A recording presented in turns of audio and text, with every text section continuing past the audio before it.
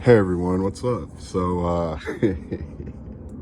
Believe it or not, I'm not ready to go in on Canelo yet. And I see a lot of channels are already covering this topic. We briefly covered it. We mentioned a few points, but, you know, pretty much, I don't care who you are. I don't care what race you are. You guys all know the truth, dude. Canelo's no one to really talk. He just is not, man. He's not. We know that Canelo's the most assisted fighter in the sport. We know that Canelo, you could say, is fake, you know? A lot of you can't name a dominant performance Canelo's ever done against any level of opponent unless it's something extreme. You know, we've talked about this. He doesn't know how to build separation, things like that. And this has led to many controversies in this fight. And this is even before Canelo was known. He already had draws on his resume. Again, if you guys do your research, you know, he was getting assistance back then. A guy who won his first belt off of Matthew Hatton, you know, at a catchweight. Again, a guy who had the weight drain. Rocky Fielding put him on a rehydration clause, guys. And Rocky Fielding, listen, I can't even call that dude a C-level fighter. How is he a C-level fighter? You know, he's definitely UK domestic level talent. You know, he's a guy who luckily got on TV because it was opportunistic for Canelo to try to distort boxing history, you know. But, I mean, you're supposed to be a pound for pound top 5 opponent, you know. And you have to put a rehydration clause on Rocky Fielding, guys. That in itself explains Canelo to a T. It shows you his level of confidence. The stuff that Canelo does, let's just say that Jake Paul learned a lot of his stuff from Canelo Alvarez when it comes to negotiation, guys. For the most part, you know, I think it's sad and it's pathetic, but we all know that Canelo just is not that guy. I'm sorry. We all know it.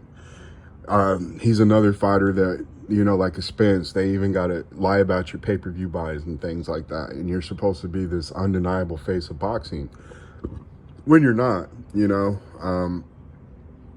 It's just like the NFL, how the market is too nice to quarterbacks no matter what.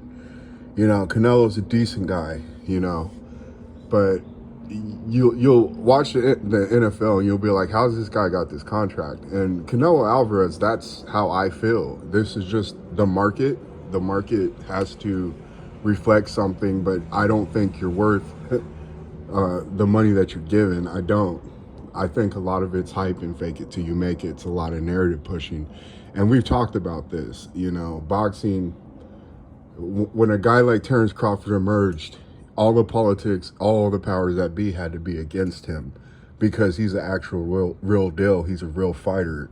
You know, this shook everybody. This had companies acting like he didn't exist and that his belt wasn't legitimate, you know, and they're training their fighters to say things such as WB no and I don't even care about that belt and everything else. You know what I'm saying? Although they'd be getting like their highest payday and things like that. Porter found that out and I'm sure he was happy. But here we are again. We talk about Terrence Crawford's pay-per-view buys, but he was outselling at some points guys like Tank Davis in certain fights. And of course, he was demolishing both Charlos when they were on the same pay-per-view the same night, you know. It's just funny to me how people, they can, what's the word, be selective, you know. And let's listen, you're fighting Jermell Charlo. Can you tell me who's significant on Jermell Charlo's resume? That, I don't know. I don't think Jermell Charlo's resume stacks up against Terrence Crawford. I don't. You know, the guys that, you know, weren't in the script for you to fight, you had problems with. Castano, again, you got a gift draw against him. I just don't understand how people can be select. And Jermell was a guy that he used to duck back in the day, you know. But I guess now that he feels a little confident because he's having Jermell move up 2 weight classes. Again, this is a guy who's had to drain people and not have them at their optimum before he even steps in the ring with them. I think he's kind of over still looking Jermell Charlo in this situation.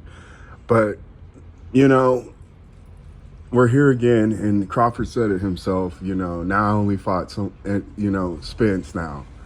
You know, and in this scenario, even with Canelo Alvarez, Terrence Crawford is far more skilled fighter. He has a skill that is merit-based, unlike a guy who does have solid IQ, solid offense and defense, but at the end of the day, you're still kind of a fake it till you make it, propped up, smoke and mirror type fighter. I'm sorry, guys.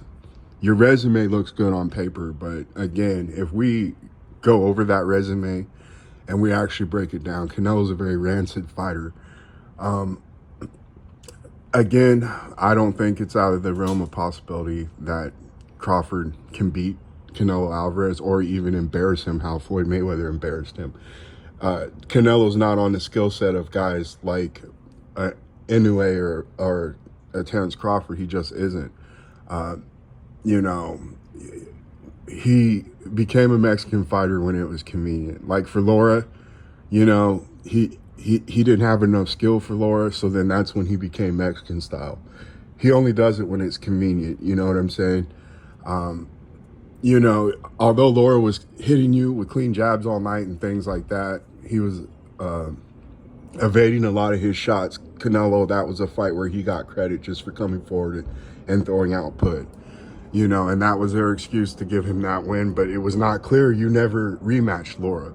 You know what I'm saying? And I'm telling you, you'll be dealing with the same thing with the Terrence Crawford. Once Terrence Crawford, listen, Canelo just works in explosions. That's how he fights. He can't keep a consistent pace throughout the whole round. He has to measure himself. You know what I'm saying? And we're talking about low output rounds where even rounds that he's winning, they're very close and they could go either way. You know what I'm saying? Once Crawford finds out that you just do so in bursts and then you have to recover because you're, let's just call you a bodybuilder, okay? We won't even bring up certain aspects of your career and what you need to also get an advantage over opponents.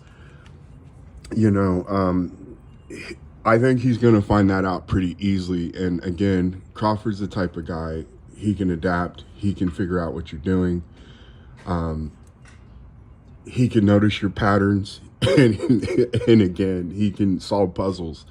And Canelo's not that hard of a puzzle to solve. He's really not. His trickiest aspect of his game is his left hook. If he can establish it, you know, he can get opponents like Triple G guessing, is he going to throw that left hook to the body or is he going to throw that left hook up top? That's the most trickiest aspect of his style. The footwork and the head movement and that crap, you're watching him do it against drained opponents. Again, it looked good versus like Danny Jacobs or guys like GGG who are overrated at certain points, you know, but other guys who do have punch placement and timing like Bivol, he was still catching you, you know, and you're sitting there turning your head like you're dodging punches when he's literally punching you in your neck and your face. Crawford, it's going to be the same deal, you know, and like I said, there's going to be a point in the time when Canelo is going to get tired, and Crawford, you know, that's when he's really going to pour it on, just like Mayweather did versus Canelo. You know, you're a bodybuilder, you train for strength, you never had the stamina, you know, and you need all kinds of manner of assistance. You are the most assisted fighter. People, they're already saying what we all already know. Even you guys who claim to be Canelo fans, you know that this stuff is, you know, nobody's capping on Canelo. He's one of the weakest face of boxing, you know, possibly in the history of the sport. Again, the interest of boxing has dwindled. You have guys like Jake Paul garnering more attention at points than a Canelo Alvarez. So there's not much to really say here. Again, I'm not ready to go too hard yet on this topic.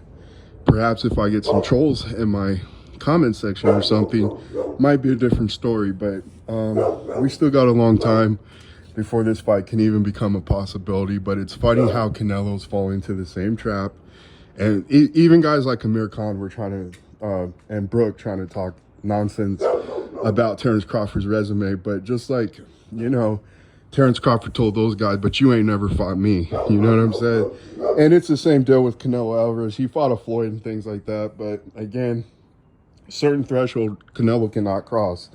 And I think that Crawford, again, a guy being a merit and actually being real and not being a little assisted, propped it up fighter, I think he once again surprises people and shocks them. We will talk to you guys later. Again, we can get into this more. It just depends on how bad the Canelo zealots want to tell me. We'll talk to you guys later. All right, bye.